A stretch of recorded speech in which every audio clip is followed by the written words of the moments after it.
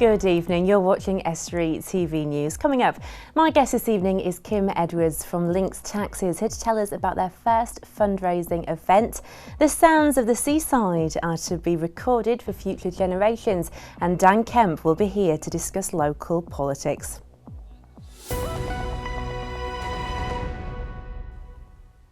Welcome to Estuary TV News, I'm Erica Barker, but first it's over to Richard Morris for the news headlines.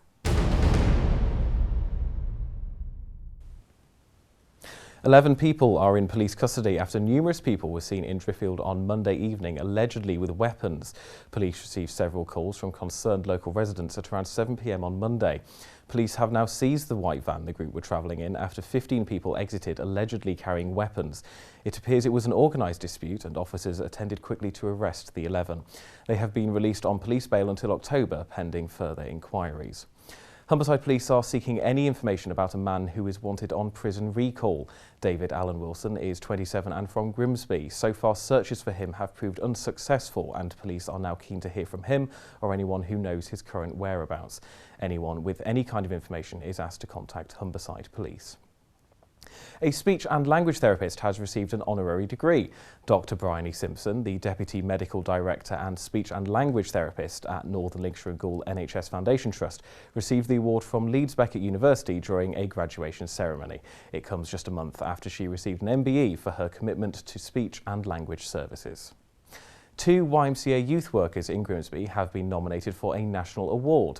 The National Youth Matters Awards honour young workers in the YMCA who help others in any number of ways. The awards will be presented in central London on the 22nd of October after online voting takes place, which starts next week. We asked the 2 nominees how it felt to be in the running. It was a bit surreal, to be fair. I mean, for people to actually nominate you for the work you're doing, I mean, the job's rewarding enough, but to know that other people think that you're making a difference as well, it's really, I don't know, it's just overwhelming. Was really excited for a number of reasons, one of which was that I was still classed as youth. I thought that was fantastic. The other reason is obviously, you know, a recognition of, you know, some of the work that we do, the hard work that we put into young people. Something unusual was seen at Estuary Hall in the East Riding of Yorkshire, and if you've got a phobia of bats, then look away now. This bat was seen by a site volunteer and has since been circulated online. It's particularly unusual to see one during the day. The bat population at Estuary Hall, as in any country estate, is expected to be quite high. That's all from me, and I'll be back with more news soon. Bye for now.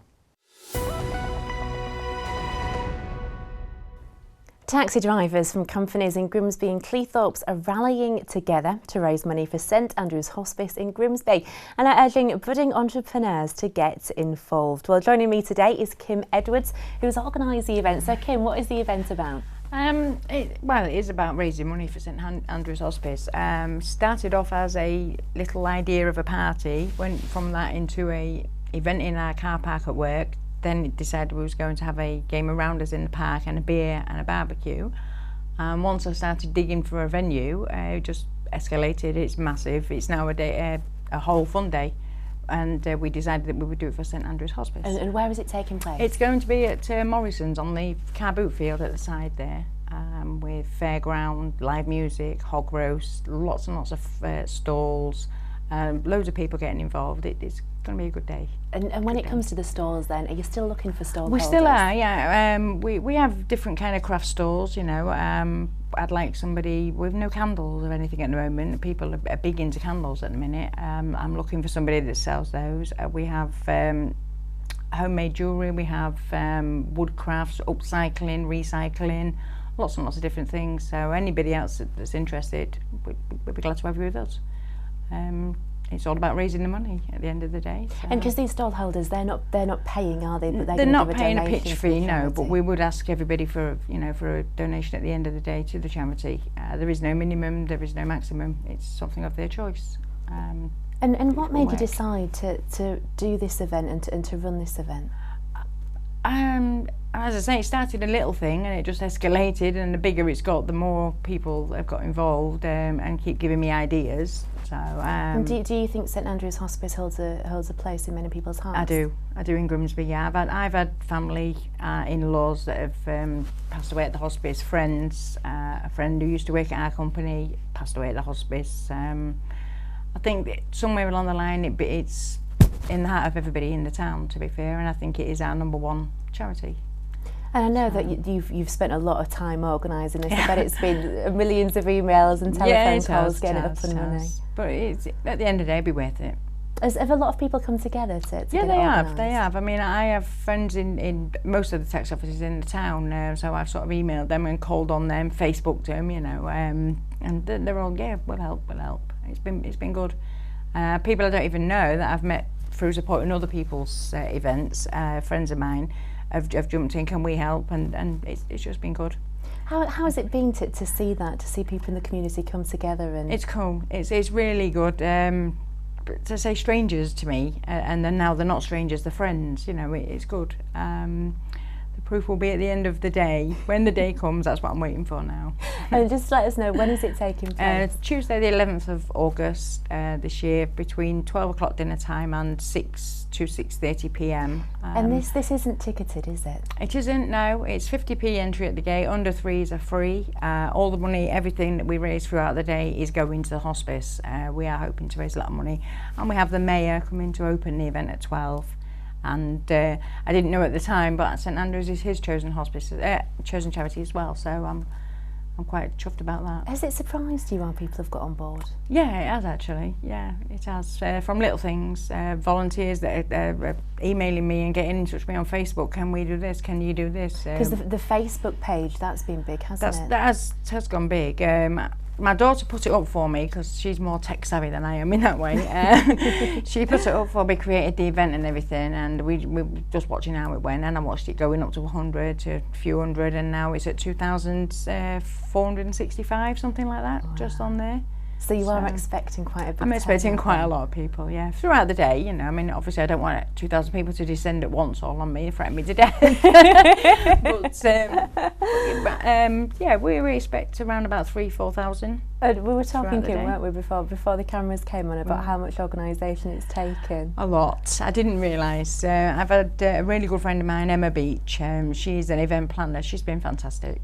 She's told me stuff I didn't even know I need to do, you know, because you said about the Portaloos parking and absolutely barriers, everything, you know, and I was, yeah, really, I should have thought of all that, but I didn't. So I'm glad that Emma's on board. She's been brilliant.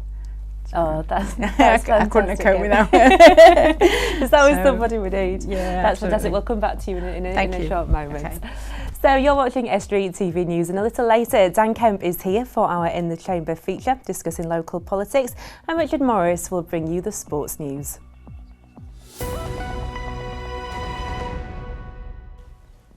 A trip to the seaside has been the mainstay of the traditional family holiday. Now the National Trust is running a campaign to ensure the sounds, sights and memories of the seaside are recorded for future generations. Dave Nunn went to Cleethorpes to ask people about their memories of the seaside.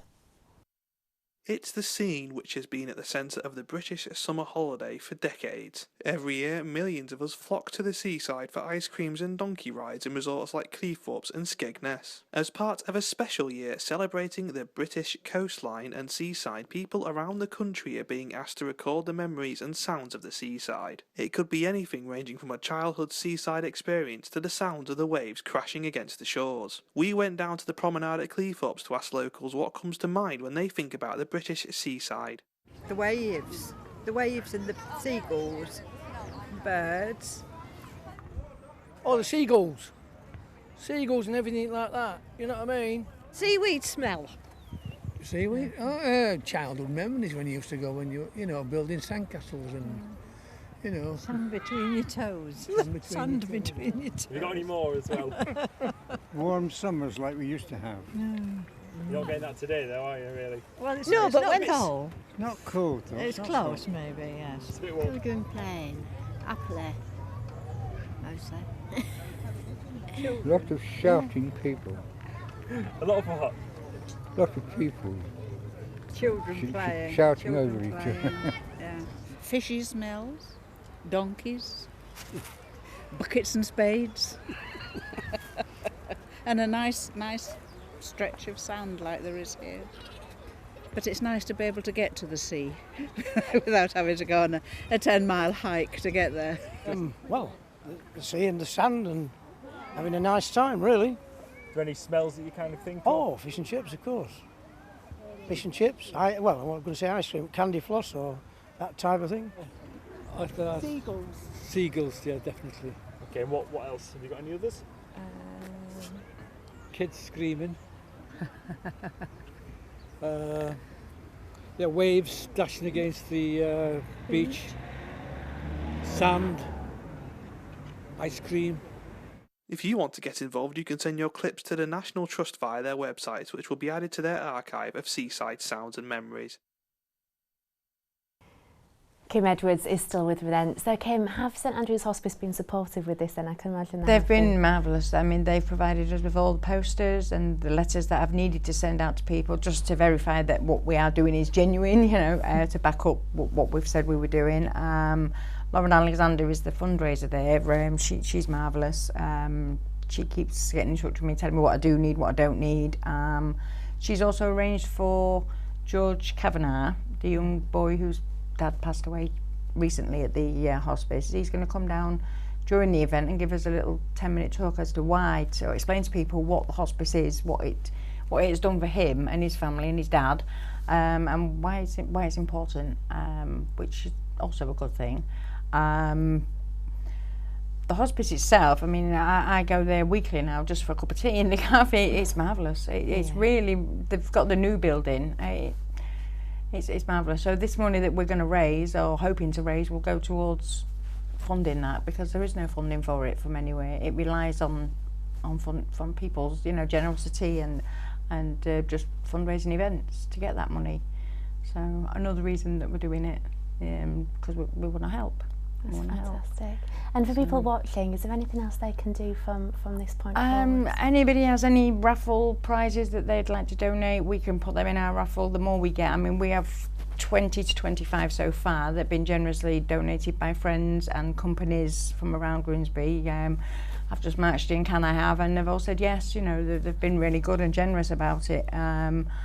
So anybody has anything at all that they might like to donate that we could raffle off to raise, to go with our funds, you know, to raise the money, we would gratefully accept that. Anybody has any ideas that they think we might like to have on the day, you know, from character dressing up to balloon artists, or anything at all that will entertain the children. We have the fairground for the children, the little fairground, but anything else that you get for kids is all good. Because it is an event for all the families. It is. I mean, we have the fairground for the bigger kids, such as myself and the older children, and I know some younger children are frightened of those, so we've got a smaller one a little bit away from that on the other side of the field. We have donkey rides, we have all the craft stalls, ice creams, candy floss, hooker duck, fairground, hog roast, you name it, it'll be there somewhere. It will be there. Is this something that you would like to run every year? Is it something you'd like to repeat? This is our first one. If it's successful, then yes, I think I would like to make it annual. And I think all the people that will be involved in it would also back us in that and be there with us again the following year. So. And I mean, St Andrews is about palliative care, isn't it? Yes, it is. And about everything they do in the community, and people who are, you know, come into that time in their life where they can get help nowhere else. That's right, that help them, and it's a vital service. It is. Do you think, you know, this may be one in many of an event which can help them? And yes, I do actually. Yeah, I do. If it is as successful as people tell me it will be, because I'm a little bit dubious, if you like, people are saying, no, it'd be great. If it goes as well as what we think it will, then I want it to be every year. Oh, that's brilliant. And how reliant are you on volunteers and people getting their hands dirty, so to speak? I've had a lot of help, to be fair, and also I've taken a lot on myself, because it's all about the organising and the planning. And I have said to people, I can't really tell you what I want you to do now, but I'll know when it comes to having what I want you to do on the day, you know, because everything else is just a puzzle just getting put together, and I don't need those people until the actual day. But we will have a meeting and discuss that with them. But I've got lots of volunteers, lots of help. So people I don't even know have contacted me and asked if they can help and be involved. It's good. And how about publicising the event? How has that been going? It's been going pretty well. I mean, we've done it on Facebook. My daughter did that. I've been going out and putting posters out and talking to people and asking everybody who knows everybody to pass it on. I mean, Grimsby Cleethorpes is a small area when you think about it. Everybody knows somebody who knows somebody. So it's coming together. Oh, that's fantastic. Together. Well, I wish you the best of luck. Thank you. Just remind us once again, when is it and where is it? It's on Tuesday the 11th of August from 12 till 6 p.m. at Morrison's Car Boot Field. Oh, that's fantastic. It's brilliant what you're doing, Kim, and thank you for joining me. I really do appreciate it. Thank you. Thank you.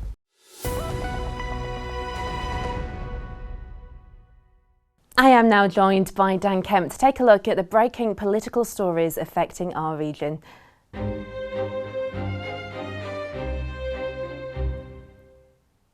So hello Dan, how are you? Good evening. Good Fine, evening. thank you. Good. What's See been if going I can on? follow our last guest. Yeah, the first story is about new Hull bus lane cameras which have caught out 600 drivers a day in their first 2 weeks. Gosh, because when did these cameras come in? These cameras went in 2 weeks ago on the 14th of July, and now they've been installed in several different places in Hull: Beverley Road, Allenby Road and Holderness Road. And in the first 2 weeks that they've been running, they've caught 7,500 motorists who have been flouting the rules. And for the first 2 weeks, the council have waived the fines. They won't be fining people the first 2 weeks, but they have been sending cautions out to people so they know not to do it again, because from now on they will start getting fined. That's 600 motorists a day that would have been fined £60 each. And when do these fines actually come in? Well, the fines actually come in from next week, I believe. Now, after the first initial 2 week kind of break that the council have given people to get used to the new rules. And why do you think they decided to do that?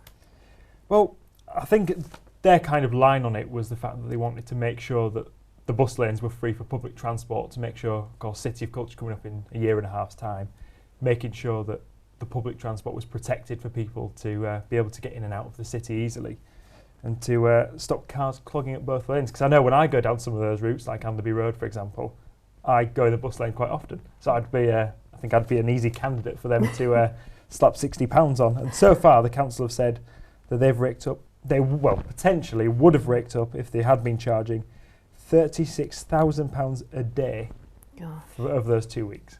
Gosh. So that will be millions of pounds over a year. And that's probably why they didn't want to bring the fines in straight off, did they? But I bet they didn't know it was going to be that much, did they?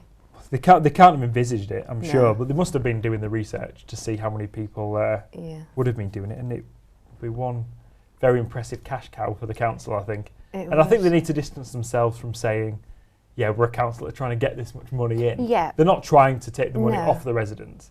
But in the same case, if people are going in the bus lanes, they're going to take the money. Yeah. So they're not going to say no. They've had this warning time, and then that'll be it. They've had the warning. They've had the warning, and I know I won't be doing it from now on, because I'm not paying them £60. I haven't got £60 to give them. Should we go on to the next story? Let's go to the next one. This is Scunthorpe MP Nick Dakin, who set up a petition to save the town's court building, which is on Laneham Street in the town. And there were 18 jobs that would potentially be at risk if it was to close. And it's only actually, I think it was 8 years ago that the court building actually opened on Laneham Street since that moved. And it comes, as I said, 8 years after the Ministry of Justice revealed that the £377,000 worth of investment they put in the first place now might no longer be needed, and people for their magistrates courts will have to go to Hull and Grimsby. It's not something I've ever had to come up against. I've never had to go to court, but it's a commute, isn't it? If you're a regular offender. But in all seriousness, why do you think this is? I think it's just the fact that they've not had as many people going through the court system as they thought. And I mean, there has been, a great deal of cuts, hasn't there, when it comes to legal aid and when it comes to other areas. So you think this may be an impact of that? Well, I suppose it's the times we're in, isn't it? Money is being cut by the governments, all from local governments, national government as well. So if you've got a building that's only, say, filling up half the amount of rooms that they need to use, then why not send them somewhere else? Why not close the building and save the money? The people of Scunthorpe, I'm sure, won't be necessarily happy about that, but that's the kind of the world we're in at the minute. The money has to be saved. And unfortunately, that's one place where it looks like it will need to be saved from. It's a ministry spokesman said in the article in the Scunthorpe Telegraph, actually, that last year the 4 courtrooms were utilised 30% of the time, to 30% of their capacity, and that cost the taxpayers £268,000. So that's £268,000 that they can spend on something else. Maybe speed lane cameras. Or bus lane cameras even. Don't want any more of those, do we? What else do we have, Dan? Yes, this is news that the government benefit cap is being lowered to £20,000, which is £385 per week. That's from next April. And the Citizens Advice Bureau, one of their guys, Ray Davis, has said that ultimately many families in Hull, which is where the stories come from, the Hull Daily Mail, will be faced with a dilemma of making up the difference or losing their homes. So this could have a massive impact. Sounds very, very serious, and it's the Citizens Advice Bureau braced for a surge in demand for support from them. As it stands, an unemployed couple with 3 children, in the Hull Daily Mail again, would have to have their rent paid for housing benefit, which is a big. But when the cap is lowered, we would expect the shortfall of £50 per week to be made up. So £50 per week. No. You wouldn't want to be paying that either, would you? No, you don't. I'll have to leave it there. Not a problem. So now it is time then for the sport with Richard Morris.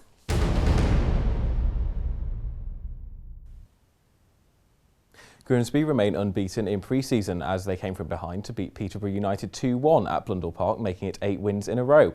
And Scunthorpe play Sheffield Wednesday at Glanford Park, and after gaining draws against other Championship sides Middlesbrough and Bolton, the Iron will be hoping for a similar result in Wednesday's game. Hull City defender James Chester has completed his move back to the top flight, having joined Tony Pullis's West Brom side for £8 million. Steve Bruce will be disappointed to lose a key player, but with Chester having only a year left in his contract at the club, they won't be losing out. Billy Heath's North Ferriby side were 2-1 winners over a Leeds United under-21 team.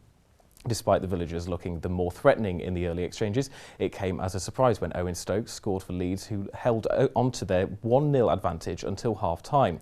In the second half, the villagers hit back as Ash Palmer scored to level the scores in the 55th minute, and then 2 minutes later Liam King scored his penalty in what proved to be the winner.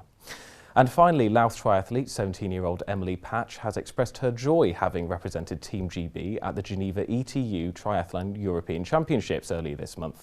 Despite the boiling heat, Patch finished 12th place in the under-20s age category in what was only the 6th triathlon she'd ever completed in. Although she has been successful in cross-country running and swimming, it wasn't until further down the line that she decided to do cycling as well.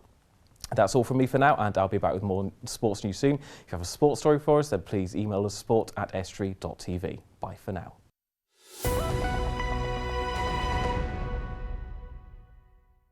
Well, that is all we've time for. If you've got a story, go to our Facebook or Twitter pages at Estuary TV. Email us news@estuary.tv or give us a ring 315561. Until tomorrow, good night.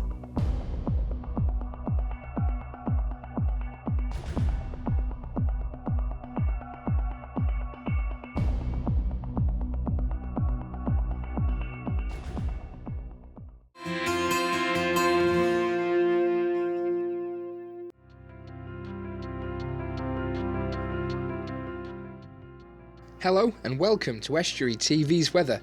On Thursday there'll be a cool but bright start with some sunny spells and scattered showers for much of the day. Most places will end dry though, with maximum temperatures of 15 degrees. Friday will be unsettled with sunshine and scattered showers.